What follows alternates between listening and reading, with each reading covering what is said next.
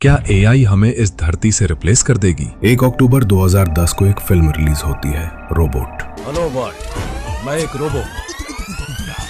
ये फिल्म एक ऐसे रोबोट की कहानी है जिसे इंसानों की सर्विस के लिए बनाया गया था, लेकिन जब उसमें थिंकिंग एबिलिटी आती है तो वो ऑर्डर्स मानने से इनकार कर देता है। यहीं से इंसान और मशीन के बीच कॉन्फ्लिक्ट शुरू हो जाता है। वो तर्क देता है, सवाल करता है और आखिर में अपने ही क्रिएटर के कंट्रोल से बाहर चला जाता है। उस समय ये कहानी एक फिक्शन लगती थी, एक सिनेमाई कल्पना, लेकिन आज जब हम अपने चारों ओर तेजी से बढ़ती आर्टिफिशियल इंटेलिजेंस को देखते हैं तो वही सवाल एक डरावनी सच्चाई बनकर हमारे सामने खड़ा हो जाता है। क्या फ्यूचर में आज की एआई एक सुपर एआई में बदलकर उसी तरह ह्यूमन ऑर्डर्स को चैलेंज करते हुए खुद सेल्फ डिसीजन लेने लगेगी? और सबसे बड़ा सवाल, क्या एआई हमें इस धरती से रिप्लेस कर देगी? आप सो रहे हैं, लेकिन आपका फोन आपकी सांसों की स्पीड रिकॉर्ड कर रहा है। आपकी स्मार्ट वॉच आपके दिल की हर धड़कन मेजर कर रही है और आपका ब्राउजर आपके हर क्लिक, हर सर्च और हर पॉज से आपके थॉट्स का अंदाजा लगा रहा है। ये सब चुपचाप एक ऐसी सिस्टम के लिए डेटा में बदल रहा है जो धीरे धीरे आपको आपसे भी बेहतर जानने लगती है। ये कोई साइंस फिक्शन नहीं है, ये आज की रियलिटी है और इस रियलिटी का नाम है आर्टिफिशियल इंटेलिजेंस। लेकिन यहीं से सवाल गहराता है, क्या एआई सिर्फ हमें समझ रहा है या वो हमें मेजर भी कर रहा है? क्या ये सब यूं ही हो रहा है या अनजाने में इंसान अपना कंट्रोल एआई को हैंडओवर कर रहा है? जब किसी सिस्टम के पास किसी इंसान के फैसलों का पूरा हिस्ट्री हो, उसकी आदतें, उसकी कमजोरियां, उसका डर, तो वो सिर्फ प्रिडिक्ट नहीं करता बल्कि फ्यूचर की डायरेक्शन तय करने लगता है और यहीं से एक नया डर जन्म लेता है। अगर एआई इंसान से तेज सोचने लगे, इंसान से बेहतर डिसीजन लेने लगे, तो क्या वो हमें मदद के लिए रखेगी या हमें बाधा समझेगी? इंसान थकता है, मशीन नहीं। इंसान इमोशन से अफेक्टेड होता है, मशीन नहीं। सुपर इंटेलिजेंस, एक ऐसी इंटेलिजेंस जो हमारी इमेजिनेशन से परे है। अब सवाल काल्पनिक नहीं लगता।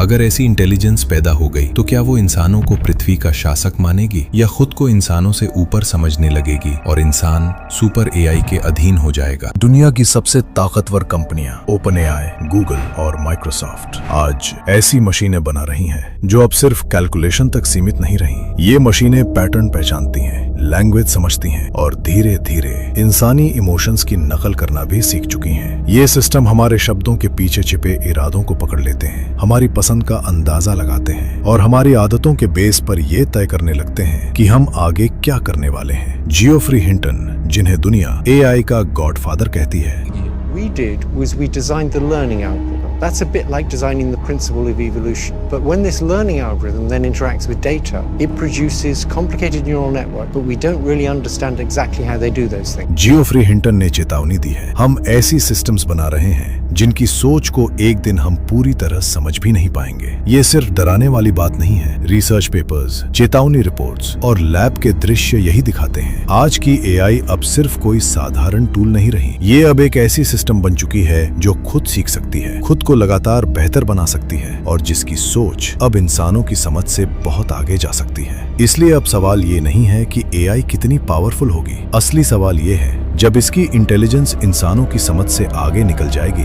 तो इसे रोकने का स्विच किसके पास होगा? क्या वो स्विच सच में काम करेगा या तब भी एआई अपने फैसले खुद लेगी? ये सवाल सिर्फ तकनीकी नहीं है, ये सीधे हमारे भविष्य और इंसानों की सत्ता से जुड़ा है और यहीं से डर की असली शुरुआत होती है। एआई से लेकर सुपर एआई तक का सफर अब सिर्फ टेक्नोलॉजी की सफलता नहीं है। क्या हम सुपर एआई के रूप में बिल्कुल नई तरह की इंटेलिजेंस को जन्म दे रहे हैं? और क्या इसका दुष्परिणाम सिर्फ फिल्म्स या इमेजिनेशंस में दिखता है जैसा हम सोचते हैं, या ये हकीकत में कहीं और भी भयानक रूप ले रहा है? क्या एआई हमें इस धरती से रिप्लेस कर देगी? ये सवाल अभी खत्म नहीं हुआ है, असली सवाल तो अभी शुरू हुआ है। अगले एपिसोड में हम जानेंगे कि आर्टिफिशियल इंटेलिजेंस के बाद जब सुपर एआई का दौर आएगा तो क्या इंसान अपनी जगह स्वेच्छा से छोड़ देगा या फिर मजबूरी में पीछे हटना पड़ेगा? मतलब क्या एआई हमें इस धरती से रिप्लेस कर देगी?